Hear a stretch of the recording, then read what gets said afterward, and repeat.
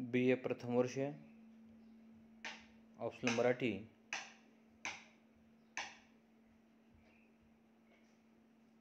आधुनिक मराठी कथा वाङ्मय, पेपर पहिला. या अभ्यासपत्रिकेमध्ये एकूण 10 कथा आहेत. या 10 कथेपैकी आपल्या एकूण 9 कथा शिकून झालेल्या आहेत. आज आपण शेवटच्या कथेला आपण सुरुवात करत आहोत. त्या कथेचं नाव आहे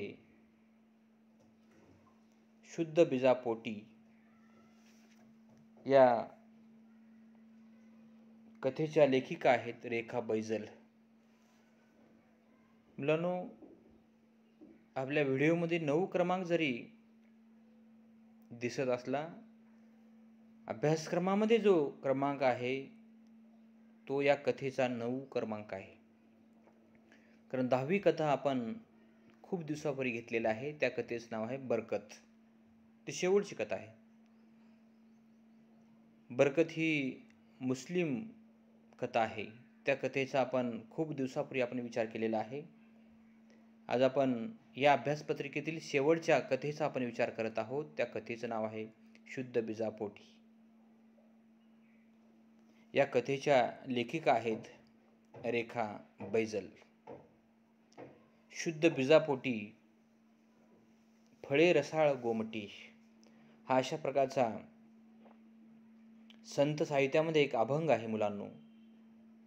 या अभंगाचे कवी, अभंगकार, कर्ते, रचनाकार संत तुकाराम महाराज आहेत.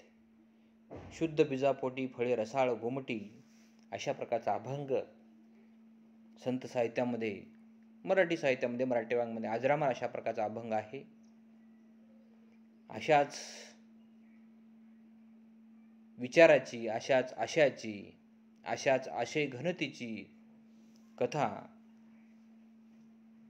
कथाकार रेखा बैजल यांनी लिहिलेली आहे.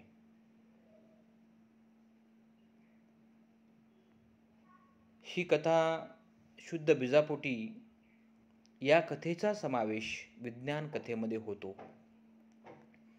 उद्या विद्यापीठाच्या परीक्षेमध्ये प्रश्न येण्याची शक्यता असते मुलांनो. शुद्ध बीजापोटी ही कथा कोणत्या वाङ्मय प्रकारामध्ये समाविष्ट होते? शुद्ध बीजापोटी या कथेचा समावेश कोणत्या वाङ्मय प्रकारामध्ये केला जातो असा प्रश्न येऊ शकतो. त्यामुळे शुद्ध बीजापोटी ही विज्ञान कथा आहे. तर विज्ञान कथा म्हटल्यानंतर विज्ञानामध्ये वेगवेगळ्या संकल्पना, वेगवेगळे कन्सेप्ट हे येतात आणि विज्ञान हे विज्ञानाशी, वैद्यकीय शास्त्राशी संबंधित अशा प्रकारचे काही संकल्पना असतात. त्यासुद्धा आपल्याला समजून घेणे, समजणे या गोष्टी महत्त्वाच्या आहेत. अतिशय सुंदर अशा प्रकारची ही कथा आहे आणि त्या कथेचा शुद्ध बीजापोटी लेखिका रेखा बैजल आहेत. रेखा बैजल यांचं नाव या ठिकाणी पुस्तकामध्ये तरी पूर्ण नाव दिलेलं नाही. लेखिकाचा जन्म 1952 मध्ये झालेला आहे. परभणी जिल्ह्याच्या शेजारीच एक जालना जिल्हा आहे. या जालना जिल्ह्यातील अर्थात मराठवाड्यातील या कथा लेखिका आहेत. त्यांनी कथा, कादंबरी, नाटक, कविता, विज्ञान कथा, चित्रपट कथा, ललित लेखन, एकांकिका अशा विविध वाङ्मय प्रकारामध्ये त्यांनी लेखन केलेलं आहे. रेखा बैजल यांचं साहित्य वाङ्मय मराठी, हिंदी भाषेमधून त्यांनी लेखन केलेलं आहे. रेखा बैजल या मराठी भाषिक तर आहेतच, याशिवाय मराठी भाषेशिवाय त्यांनी मराठी आणि हिंदी भाषेतून त्यांनी लेखन केलेलं आहे. मराठी भाषा ही फक्त महाराष्ट्रापुरती मर्यादित आहे. हिंदी भाषेचे जाणकार, अभ्यासक पूर्ण भारतभर आहेत. म्हणून मराठीत लिहिलेलं साहित्य, वाङ्मय फक्त महाराष्ट्रापुरतं मर्यादित असतं. त्यामुळे आपलं साहित्य, आपलं वाङ्मय महाराष्ट्रापुरतं मर्यादित न राहता आपलं साहित्य, वाङ्मय पूर्ण भारतभर किंवा भारताच्या बाहेर आपला प्रदेश, आपलं राज्य, आपला देश ओलांडून, सीमा ओलांडून आपलं साहित्य 7 समुद्रापार गेलं पाहिजे या उद्देशाने रेखा बैजलांनी साहित्य लिहिलेलं आहे. त्यांनी काही कथासंग्रह लिहिलेले आहेत. अशब्द नावाचा कथासंग्रह आहे, त्यानंतर अदीम नावाचा कथासंग्रह, असे 2 कथासंग्रह त्यांच्या नावावर आहेत. काही विज्ञान कथासंग्रह सुद्धा लिहिलेले आहेत, प्रकाशित सुद्धा झालेले आहेत. किडनॅपिंग हा विज्ञान कथासंग्रह आहे. त्यानंतर क्लोन हा दुसरा विज्ञान कथासंग्रह आहे. नावामध्येच विज्ञान हा शब्द दडलेला आहे. त्यानंतर कथाकार साहित्यिक रेखा बैजल यांनी कथा, विज्ञान कथा, यानंतर त्या कादंबरी हा वाङ्मय प्रकार सुद्धा त्यांनी हाताळलेला आहे. अज्ञेय, जलपर्व, तृप्तता, देवव्रत, प्रस्थान, प्रलयंकार अशा प्रकारच्या 5 ते 6 कादंबऱ्या त्यांनी लिहिलेल्या आहेत. आणि एक कविता संग्रह आहे, त्याचं नाव आहे स्वतःतून उगवताना. अशा प्रकारचे वेगवेगळे वाङ्मय प्रकार हाताळणाऱ्या मराठवाड्यातील एक नामांकित लेखिका म्हणजे रेखा बैजल आहेत. लेखिका रेखा बैजल यांना त्यांच्या लेखनाबद्दल अनेक महत्त्वाचे पुरस्कार सुद्धा मिळालेले आहेत. 2011 मध्ये परभणी येथे संपन्न झालेल्या मराठवाडा साहित्य संमेलनाच्या दुसऱ्या अध्यक्षा होत्या. 2011 मध्ये पार पडलेल्या या संपन्न झालेल्या परभणी येथे मराठवाडा साहित्य संमेलनाचे दुसऱ्या अध्यक्षा म्हणून त्यांची नियुक्ती झालेली आहे. उद्याच्या परीक्षेमध्ये MCQ ला प्रश्न येऊ शकतो मुलांनो. हा कथासंग्रह कोणाचा आहे, हा विज्ञान कथासंग्रह कोणाचा आहे, ही कादंबरी कोणाची आहे, या काव्यसंग्रह किंवा रेखा बैजल यांच्या काव्यसंग्रहाचे नाव टिंब आहे. अशा प्रकारचे अनेक प्रश्न येतात. परभणी येथे 2011 मध्ये मराठवाडा साहित्य संमेलनाच्या अध्यक्षपदी कोणाची नियुक्ती झालेली होती. अशा प्रकारे अनेक प्रश्न कॉम्पिटिटिव्ह एक्झामच्या दृष्टीने, स्पर्धा परीक्षेच्या दृष्टीने आणि तुमच्या उद्याच्या विद्यापीठाच्या MCQच्या दृष्टीने असे अनेक प्रश्न माध्यमातून परीक्षेमध्ये येऊ शकतात. परीक्षेच्या दृष्टीने सुद्धा आपला अभ्यास महत्त्वाचा आहे आणि स्पर्धा परीक्षेच्या दृष्टीने सुद्धा. आणि याशिवाय तुमचं व्यक्तिमत्व, तुमचं करिअर सुजलाम सुफलाम डिझायर होण्यासाठी सुद्धा या गोष्टी महत्त्वाच्या आहेत.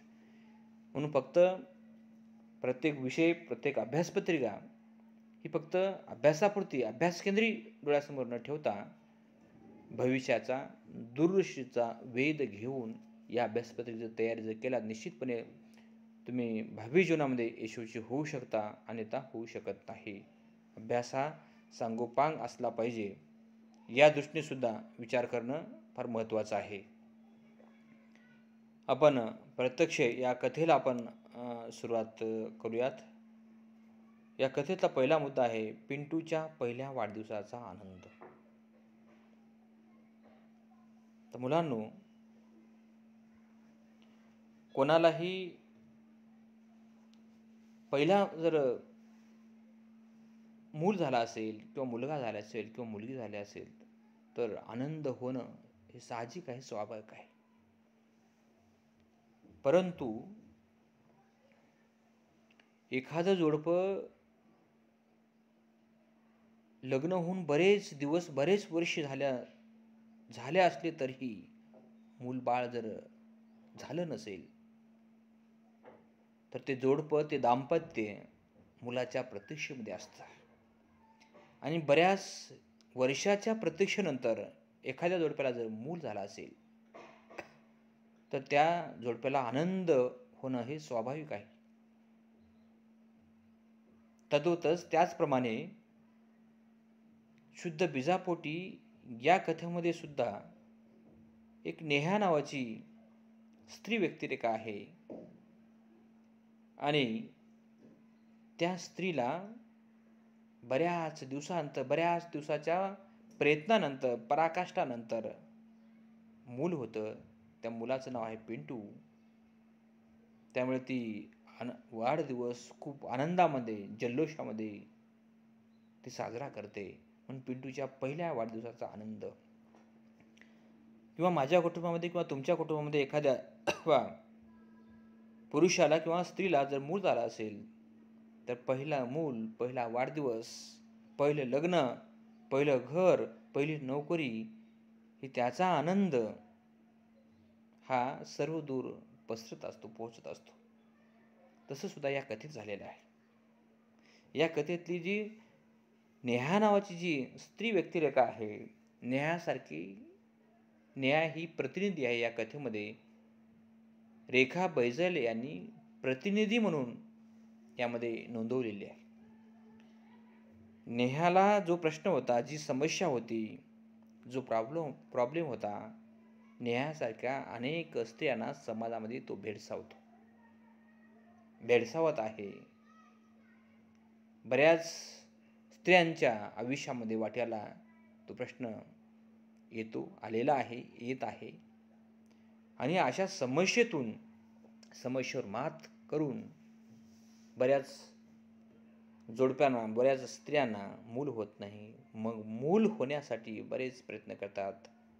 दवाखाने, मेडिकल, वैद्यकशास्त्र, जादूटोणा, महाराज, बुवाबाजी, अनेक नानाविध प्रश्न, नानाविध व्यक्तीकडे प्रयत्न केला जातो. आणि अशा अथक प्रयत्नानंतर एखाद्या स्त्रीला जर मूल झाला असेल, निश्चितपणे त्या स्त्रीचा आनंद गगनाला भिडल्याशिवाय राहणार नाही. अशाच प्रकारचा प्रत्यय या कथेमध्ये या ठिकाणी आलेला आहे. पिंटूच्या पहिल्या वाढदिवसाचा आनंद. सगळं काही पहिला असेल तर आनंद होतो. 2 क्रमांकाचा मुद्दा आहे. वाढदिवसाच्या वेळी अचानक पिंटूच्या पायावर काचेचा ओरखडा. पहा, अशा प्रकारचा आनंद द्विगुणित होत असेल, आनंदामध्ये दुग्ध शर्करा योगाचं वातावरण जर निर्माण झालेलं असेल आणि त्या आनंदाच्या दिवशी ज्याचा वाढदिवस आहे, ज्याचा आनंद उत्सव आहे, वाढदिवसाच्या दिवशी अचानक पिंटूच्या पायावर काचेचा ओरखडा. कारण तो ओरखडा हा जो पिंटू आहे या कथेतला, नवीन जन्माला आलेला पिंटू, लहान मूल, त्या घाईघाईमध्ये आनंदामध्ये धावत असताना, पळत असताना, लहान आहे अगदी, पहिला वाढदिवस म्हणून तुम्हाला माहिती आहे किती लहान असं मूल, आणि काच ओरखडलेली आहे. आणि काच ओरखडल्यामुळे रक्तस्राव सुरू झालेला आहे. प्रत्येकाच्या माणसाचं जीन्स वेगवेगळे असतात, शरीर वेगळं असतं, रक्त वेगळं असतात, प्रत्येकाचे प्रकार.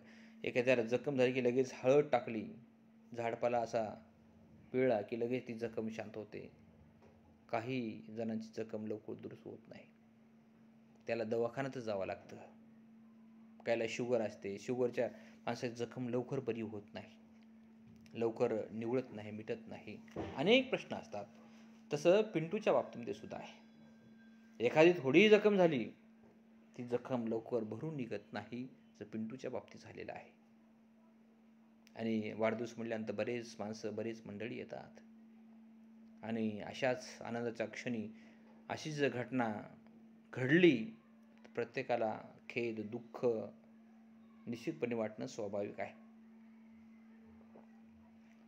3 क्रमांकाचा मुद्दा आहे. पिंटूस वाढदिवसावेळी जखम, आणि नेमकं त्याच वेळी जखम झालेली आहे. आणि अशा प्रकारचे अनुभव पिंटूची जी आई आहे नेहाच्या बाबतीमध्ये आलेले आहेत. आणि नेमकं त्याच दिवशी अशा प्रकारचा अनुभव येतो आणि ती जखम झाल्यानंतर लवकर भरून निघत नाही ही जाणीव असताना सुद्धा अशा प्रकारची वेळ या पिंटूच्या बाबतीमध्ये आलेली आहे. 4 क्रमांकाचा मुद्दा आहे नेहा व अविनाशची डॉक्टरांसोबत ओळख. नेहा या कथेतली महत्त्वाची व्यक्तिरेखा आहे, महत्त्वाची स्त्रीपात्र आहे. आणि नेहाच्या पतीचं नाव अविनाश आहे. दोघांनाही बऱ्याच दिवसापासून मूल होत नाही. मुलाची वाट पाहतात, प्रतीक्षा करतात. नेहा व अविनाश यांची डॉक्टरांसोबत ओळख झालेली, परिचय झालेला आहे. एखाद्याला मूल होत नसेल, काही समस्या असेल, काही प्रश्न असतील, ते डॉक्टरांना भेटावं लागतं, डॉक्टरची ट्रीटमेंट घ्यावी लागते, त्यांचं मार्गदर्शन, त्यांचं समुपदेशन घ्यावं लागतं आणि त्यातूनच मार्ग निघतात. काही असे प्रश्न असतात की त्यावर उत्तरच नसतं मुलांना. खूप प्रयत्न करावे लागतात. संशोधन जर झाला असेल, त्यातून काही यश फलित झाला असेल तरच त्यातून मार्ग निघतो, अन्यथा निघत नाही. ही कथा स्त्रियांच्या बाबतीमध्ये खूप लागू पडणारी आहे. प्रॅक्टिकल कथा आहे. वास्तवातून या कथेचं लेखन केलं गेलेलं आहे. ही कथा काल्पनिक नाही, ही विज्ञान कथा आहे मुलांनो. आणि अशा प्रकारचे अनेक प्रश्न बहुतांश स्त्रियांच्या जीवनामध्ये डोकावलेले असतात आणि त्यावर मात करता करता स्त्रियांचा जीव नाकेनऊ येतो मुलांना. नेहाचे वडील हे सुद्धा डॉक्टर होते. नेहाच्या वडिलाचं नाव अरविंद जोशी. आणि नेहाच्या वडिलाचं नाव काय? अरविंद जोशी. ते पेशाने, व्यवसायाने डॉक्टर होते, MD मेडिसिन होते. आणि नेहा मूल होण्यासाठी ज्या डॉक्टरांकडे ट्रीटमेंट घेत आहे, समुपदेशन घेत आहे, मार्गदर्शन घेत आहे, सल्ला घेत आहे, औषधोपचार घेत आहेत, हे डॉक्टर म्हणजे डॉक्टर रमेश. डॉक्टर रमेश यांच्याकडे ट्रीटमेंट घेत आहे. नेहाचे वडील डॉक्टर अरविंद जोशी आणि डॉक्टर रमेश हे दोघंही वर्गमित्र होते मुलांना. अरविंद जोशी डॉक्टर रमेशच्या संदर्भामध्ये नेहाच्या समोर बऱ्याच वेळेस चर्चा केली. माझा एक मित्र आहे, त्याचं नाव आहे डॉक्टर रमेश. मी प्रॅक्टिस करत आहे आणि तो वैद्यकशास्त्रामध्ये संशोधन करत आहे. बऱ्याच वेळी चर्चा होती. परंतु नेहा मुलाच्या बाबतीमध्ये मूल होण्यासाठी नानाविध प्रयत्न, नानाविध डॉक्टरांना भेटी, त्यांचं मार्गदर्शन ही करून थकलेली आहे आणि ती आता शेवटी निवांत बसलेली आहे. असंच अचानक कोणाकोणतरी माहिती मिळते नेहाला आणि तुझा जो प्रॉब्लेम आहे त्या प्रॉब्लेमवर मात करण्याचे तज्ज्ञ डॉक्टर रमेश आहेत. आणि ती नेहा आपल्या पतीला, म्हणजेच अविनाश, नेहाच्या पतीचे नाव टिंबटिंब आहे. स्पर्धा परीक्षेमध्ये उद्याच्या MCQच्या परीक्षेमध्ये प्रश्न येतो मुलांनो. नेहाला जे नवीन मूल झालेलं आहे त्या मुलाचं नाव काय? पिंटू. असे अनेक प्रश्न येतात. आणि या डॉक्टरांची भेट झालेली आहे. पुढचा मुद्दा, नेहाचे आई वडील व भावाचे अपघातात निधन. मग नेहाची जेव्हा डॉक्टर रमेश यांच्याशी भेट होते तेव्हा डॉक्टर रमेश म्हणतात, तुझे आई वडील कसे आहेत? प्रॅक्टिस बरी आहे का? कुठे चालू आहे प्रॅक्टिस? बऱ्याच दिवसापासून अरविंद जोशीची भेट नाही, माझी नाही आणि त्यांचीही नाही. अनेक प्रश्न चर्चा होते. तेव्हा नेहा म्हणते, माझे आईवडील आणि भावाचे अपघातात निधन झालेलं आहे. तेव्हा मात्र डॉक्टर रमेश निशब्द होतात, काहीच बोलत नाही. नेहा पण विचार करते. डॉक्टर रमेश यांचा विश्वास बसत नाही या ऐकण्यावर. डॉक्टर अरविंद जोशी चांगला नामांकित डॉक्टर होता, असं कसं शक्य झालेलं आहे? आई वडील आणि भाऊ दोघेही एकाच अपघातामध्ये निधन झालेलं आहे. हो, एकाच अपघातात निधन झालेलं आहे. तेव्हा मात्र डॉक्टर रमेश यांचं हृदय पिळवटून जातं. आई वडील आणि भाऊ नाहीत आणि एकच मुलगी शिल्लक आहेत, नेहा. तिच्या वाट्याला कसे अनुभव आलेले आहेत. पुढचा मुद्दा आहे, नेहाच्या डोळ्यात वेदनेचा गडदपणा. काय? आई नाही, वडील नाही, भाऊ नाही, आणि पुढे आपल्या पोटाला मूल सुद्धा झालेले नाही, होत नाही. डॉक्टर रमेश यांना नेहाच्या डोळ्यात वेदनेचा गडदपणा दिसत होता. वेदना, दुःख, नैराश्य. लोक एखादा मूल जर झालेलं नसेल तर अनेक प्रश्न उपस्थित करतात. काय मूल आहे? झालं नाही मूल? त्यांचं डोकं मग सरळ चालत नाही. का झालं नसेल, कशामुळे झालं नसेल, कोणात दोष आहे, पुरुषामध्ये का स्त्रीमध्ये? अनेक प्रश्न उद्भवतात, निर्माण होतात. नेहाच्या डोळ्यात वेदनेचा गडदपणा. डॉक्टर रमेश यांना नेहाचे डोळे दिसू लागत आहेत. मूल न होत असल्यामुळे नेहाला किती वेदना होत आहे, ती वेदना नेहाच्या डोळ्यामध्ये जाणवत आहे, तरळत आहे.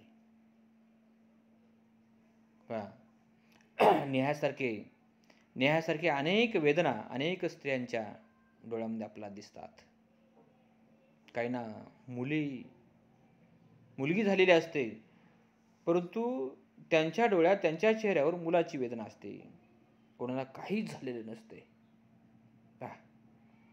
आता एखाद्या स्त्रीला काहीच मूल झालेलं नाही, ती दुःखी, का एखाद्याला मुलगी झालेली आहे ती दुःखी?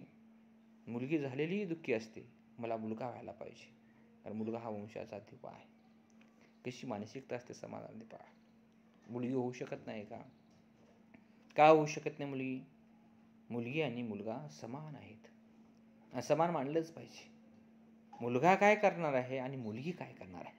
उलट मुलापेक्षा मुलगीचं जास्त प्रेम, जास्त जीव, जास्त माया लावू शकते, आणि मुलगी 2 घरी दिवा लावू शकते. मुलांनो, 2 घरी उजेड देणारी जर कोण असेल तर फक्त मुलगी आहे. मुलांना लग्न होईपर्यंत आईवडिलांच्या घरी उजेड लावते, उजेड दाखवते, उजेड प्रज्वलित करते, आणि लग्नानंतर सासरच्या घरी उजेड दाखवणारी, 2 घरी उजेड दाखवणारी, उजेड निर्माण करणारी जर स्त्री मुलगीच आहे. मुलांना पण असा प्रकारचा विचार होणं गरजेचं आहे. आता नेहास मूल होण्याची इच्छा.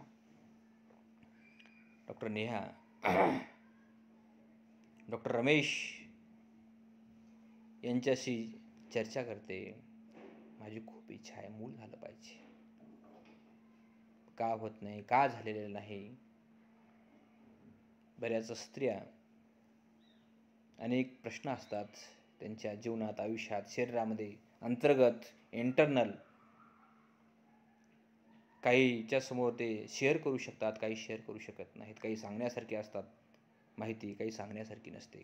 काही वेळा व्यक्त होता येतं, काही वेळा व्यक्त होता येत नाही. स्त्रियांचे अनेक गुपित प्रश्न असतात. काही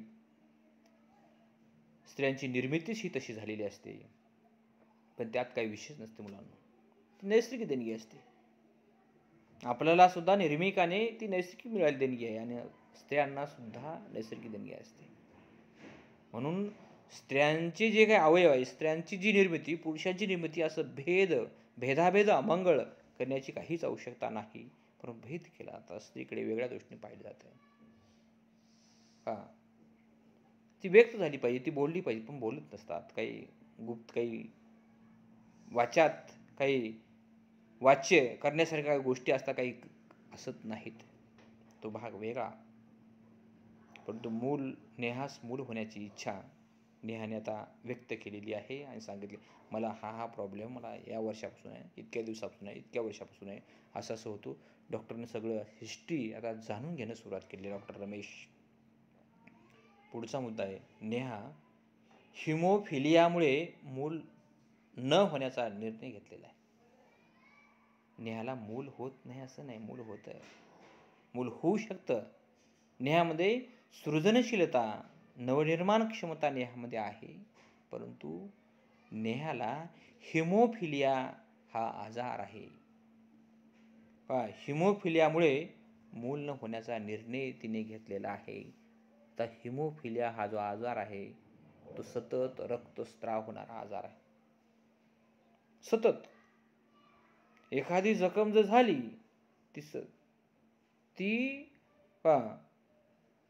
एखादी जखम झाली, त्या जखमेतून रक्त सतत वाहतच. दवाखाना जरी केला, काही जरी केलं, ट्रीटमेंट जरी केलं, आयोडीन जरी लावलं, मलम जरी लावलं, ते रक्त थांबत नाही. हा अशा प्रकारचा आजार आहे. आणि स्त्रियांना तर मासिक पाळी असते. आता तुम्ही सर्वजण सगळे मॅच्युअर होत आहात, प्रगल्भ होता, वयाने, विचाराने, शरीराने सर्वांगीण तुमचा विकास होत आहे. त्यामुळे मासिक पाळी मुलींच्या बाबतीमध्ये, स्त्रियांच्या बाबतीमध्ये ते नैसर्गिक देणगी आहे. आणि अगोदरच मासिक पाळीच्या माध्यमातून रक्तस्राव खूप प्रमाणामध्ये, बऱ्याच प्रमाणामध्ये होतो आणि त्यामुळे अधिक भर हिमोफिलिया आजाराची. हिमोफिलिया म्हणजे अतिरक्तस्रावाचा हा आजार आहे मुलांना.